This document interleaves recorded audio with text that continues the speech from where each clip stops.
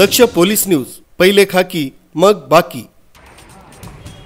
मालेगाव तालुक्यातील डोंगराळे इथं 3 वर्षीय बालिकेवर अत्याचार करून तिचे दगडाने ठेचून खून झाल्याची घटना नुकतीच काही दिवसांपूर्वी घडली आहे। या घटनेच्या जखमा अजून ओल्या असताना आज शहरात एका 55 वर्षीय व्यावसायिकानं अवघ्या 13 वर्षीय अल्पवयीन गतिमंद बालिकेचा विनयभंग केल्याची धक्कादायक घटना उघडकीस आली आहे।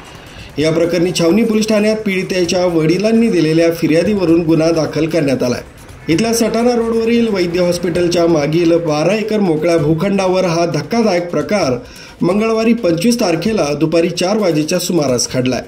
पीडित बालिका ही गतिमंद असल्याचं समजतंय। या प्रकरणी छावणी पोलिसांनी पोस्को अंतर्गत गुन्हा दाखल केलाय। पोलिसांनी 55 वर्षीय नराधम दीपक धनराज छाजेड राहणार मालेगाव या व्यावसायिकाविरोधात गुन्हा दाखल केलाय। पीडित मुलगी ही आरोपीच्या घरामागील बाजूस खेळत असताना त्यानं तिला फूस लावून दुचाकीवर बसवून नेत मोकळ्या भूखंडावर तिचा विनयभंग केल्याचं फिर्यादीत म्हटलंय। या घटनेनं सर्वत्र संताप व्यक्त केला जातोय। डोंगराळे घटनेला अवघे 11 दिवस उलटले असताना ही धक्कादायक घटना समोर आल्यानं संताप व्यक्त केला जातोय।